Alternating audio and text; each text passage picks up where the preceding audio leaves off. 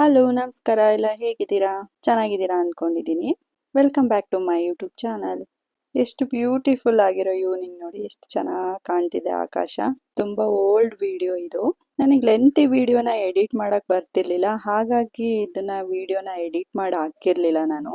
ಇವಾಗ ಸ್ವಲ್ಪ ಸ್ವಲ್ಪ ಕಲ್ತ್ಕೊಂತಾ ಇದ್ದೀನಿ. ದೀಪಾವಳಿ ಟೈಮಲ್ಲಿ ತ್ರಿಶೂಲ್ಗೆ ಅವ್ರ ಡ್ಯಾಡಿ ಒಂದ್ ಗನ್ ತಂದಿದ್ರು. ಮ್ಯಾಚ್ ಬಾಕ್ಸ್ದು ಕಡ್ಡಿ ಹಾಕ್ಬಿಟ್ಟು ಅದು ಶೂಟ್ ಮಾಡೋದು. ಸೇಮ್ ಏರ್ ಗನ್ ತರ ಪ್ರೊಸೀಜರ್ ಇತ್ತು, ಚೆನ್ನಾಗಿತ್ತು. ಈವ್ನಿಂಗ್ ಟೈಮು ನಮ್ ಸಣ್ಣ ಪಾಪುಗೆ ಎಣ್ಣೆ ಬಿಸಿ ಮಾಡ್ತಾ ಇದ್ದೆ, ಹರಳೆಣ್ಣೆನ ಮೈಗೆ ಹಚ್ಚೋಕೆ ಅಂತ. ಏನು ಅಂತ ಗೊತ್ತಿದ್ರೆ ಕಮೆಂಟ್ ಮಾಡಿ, ನಾನು ಆಲ್ರೆಡಿ ಮಿನಿ ಲಾಕ್ಸ್ ಅಲ್ಲಿ ಹಾಕಿದೀನಿ.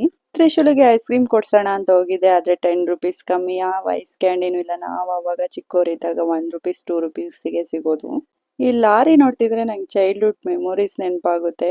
ಚಿಕ್ಕವರಿರ್ಬೇಕಾದ್ರೆ ಲಾರಿ ನೋಡಿ ಹೆದ್ರಿ ಕತ್ ಕೂತ್ಕೊಂತಿದ್ವಿ, ಮಕ್ಳು ಕಳ್ರು ಬರ್ತಾರೆ ಅಂತ. ನೀವು ಹಾಗೆ ಮಾಡ್ತಿದ್ರಾ? ಕಮೆಂಟ್ ಮಾಡಿ.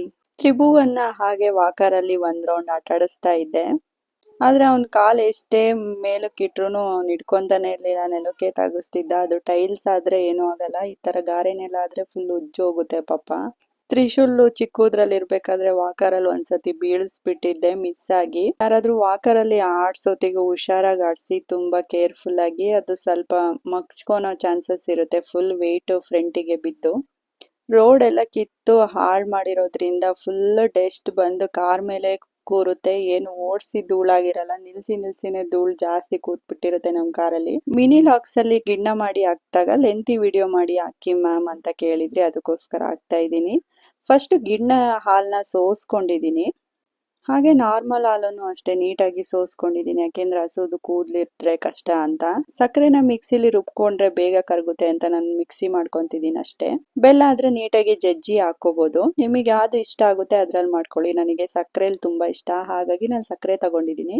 ಹಾಗೆ ಒಂದ್ 5 ಏಲಕ್ಕಿ ಹಾಕೊಂಡಿದೀನಿ. ನೋಡಿ, ಈ ತರ ನೀಟಾಗಿ ಪುಡಿ ಮಾಡ್ಕೋಬೇಕು. ಪುಡಿ ಆದ್ಮೇಲೆ ಸೋಸಿರೋ ಹಾಲಿಗೆ ನೀಟಾಗಿ ಮಿಕ್ಸ್ ಮಾಡ್ಕೋಬೇಕು. ಫುಲ್ ಸಕ್ಕರೆ ಕರಗ್ಬೇಕು ಫಸ್ಟೇನೆ. ಕರಗ್ದಲೆ ಕಡ್ಬಿನ ತಪ್ಲೆಗೆ ಇಡ್ಬೇಡಿ. ನೀಟಾಗಿ ಈ ತರ ಕಲಸಿ ಆದ್ಮೇಲೆ ನಾನು ಕಡ್ಬಿನ ತಪ್ಲಿಗೆ ಇಟ್ಕೊಂಡಿದೀನಿ. ಕೆಲವ್ರು ಕುಕ್ಕರಲ್ಲೂ ಮಾಡ್ತಾರೆ, ನಮ್ಮನೇಲಿ ಕಡ್ಬಿನ ತಪ್ಲಿಲೇ ಯಾವಾಗ್ಲೂ ಮಾಡೋದು. ಜಾಸ್ತಿ ಬೇಯಿಸಬಾರ್ದು ಗಿಣ್ಣನ, ಬರೀ 5 ನಿಮಿಷ ಬೇಯಿಸಿ, ಆವಾಗ ಚೆನ್ನಾಗಿ ಬರುತ್ತೆ. ಗಿಣ್ಣ ಬೆಂದಿದೆಯಾ ಇಲ್ವಾ ಅಂತ ನೋಡಕ್ಕೆ ಒಂದು ಚಾಕುನ ಚುಚ್ಬಿಟ್ಟು ತೆಗೀರಿ, ಅದು ಅಂಟಿಲ್ಲ ಅಂದ್ರೆ ಬೆಂದಿದೆ ಅಂತ ಅರ್ಥ. ಗಿಣ್ಣದೇನು ಸೀಕ್ರೆಟ್ ಇಲ್ಲ, ಜಾಸ್ತಿ ಬೇಯಿಸಬಾರದು ಅಷ್ಟೇ, ಒಂದು 5 ಮಿನಿಟ್ಸ್ ಬೇಯಿಸ್ಬೇಕು, ಅವಾಗ ಮಾತ್ರ ಅದು ನೀಟಾಗಿ ಬರುತ್ತೆ, ಇಲ್ಲ ಬೆಂಡ್ ಆಗುತ್ತೆ. ನೋಡಿ ಎಷ್ಟು ಚೆನ್ನಾಗಿ ಬಂದಿದೆ, ಟೇಸ್ಟ್ ಕೂಡ ಅಷ್ಟೇ ಸಕ್ಕತ್ತಾಗಿತ್ತು.